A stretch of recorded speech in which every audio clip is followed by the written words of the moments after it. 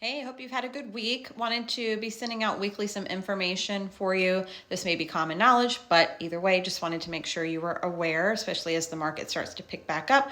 We'll see more and more of some of these like tougher transaction issues coming up. So I wanted to address one that's already come up for me this year, which is appraisals.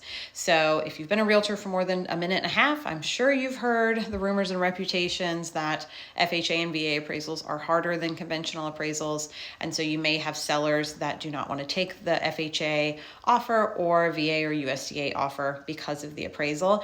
I think it's really, really important if you are a seller's agent to be educating your seller as to the fact that that's not necessarily true, and that can be kind of an old school way of thinking.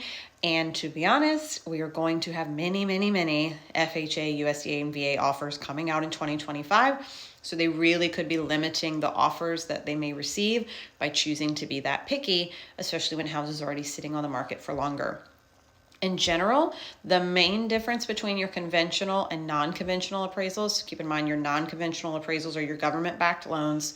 The main extra piece is that safety component. So both are looking at structural items, both are definitely looking at value. The government-backed loans, again, via USDA, FHA, have the extra safety component that has to be looked at. So that's going to include roofing issues, major window issues, large plumbing issues, peeling paint and cracked paint, especially if it's an older property and it could be at risk for lead-based paint in there as well. Hot water tanks is one that has come up in the last couple of years, especially people that have had outdoor hot water tanks, which is that's bold. So a lot of rust on the water tanks. They're probably going to have to be fixed. I've had one with the windows where the windows were sealed shut. That's a pretty big safety concern if you're living in that home. Peeling paint again, the handrails, any large safety concern with pest damage or major water damage will come up on the FHA appraisal. So it's not that they are super, super, super strict and every little thing has to be perfect. It's just that they're concerned with safety features as well. But that doesn't mean that those offers are not good offers or they should just be disregarded completely. And anytime I have someone who can qualify for more than one loan type, let's say someone could qualify for FHA and conventional, we talk about the pros and cons and we talk about the appraisal being one of it, that these sellers may have the idea that an FHA offer is not as good because the appraisal will be harder.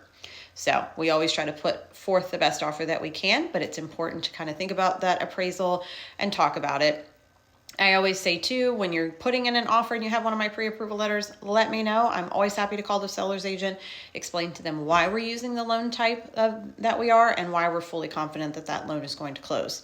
I will say though, again, if you're a seller's agent, you need to know the difference in those type of appraisals because you should not be putting a property on the MLS that you are willing to take FHA or VA offers if you know 100% there's no way it will appraise. That's really not gonna be a good foot to put forward. So if you have any questions though, reach out. And if you have any other agents in your office that you think need some of this info, let me know. I'm happy to send it to them as well.